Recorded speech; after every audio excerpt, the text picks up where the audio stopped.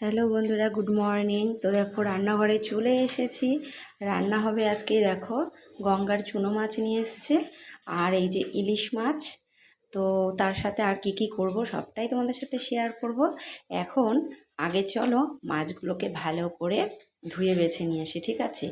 আর এই যে ইলিশ মাছটা আজকে গাঠি কচু আর আলু দিয়ে করবো। এবছর অনেক ইলিশ মাছ খেয়েছি, কিন্তু গাঠি কচু দিয়ে ইলিশ মাছটা এখনও খাওয়া হয়নি। তো তারপর দেখো মাছ ধুয়ে নুন, হলুদ, লঙ্কার গুঁড়ো সমস্ত মাখিয়ে নিয়েছি। এবার হচ্ছে রান্না করার পালা। আর জানো তো, এই যে চুনো মাছটা দুভাগে রান্না হবে।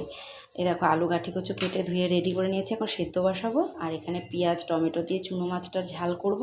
আর কিছুটা চুনো মাছ আমার বরমশাই পেঁয়াজ আর লঙ্কা দিয়ে মাখা খাবে, তোমাদেরকে সেটা দেখাবো। তো এখানে রান্না বসিয়ে দিয়েছি, তো চলো রান্না বান্না করে তারপরে আবার দেখা হচ্ছে।